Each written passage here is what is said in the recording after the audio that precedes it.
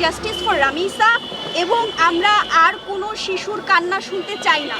আসিয়া থেকে রামিসা আমরা কারোরই নিরাপত্তা নিশ্চিত করতে পারিনি, আমরা ব্যর্থ হয়েছি। বাংলাদেশে নারী নির্যাতন এবং শিশু সহিংসতা দিন দিন ভয়াবহভাবে বাড়ছে।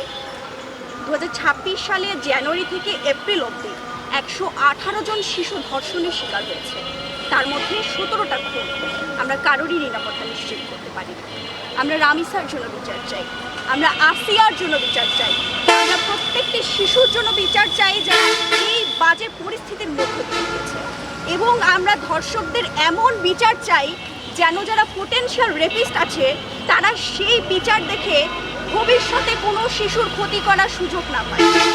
আজকের আমাদের এই বিক্ষোভ প্রতিবাদের মাধ্যমে আমরা এটাই তুলে ধরতে চাই যে we want justice for Ramisa এবং আমরা আর কোনো শিশুর কান্না শুনতে চাই না।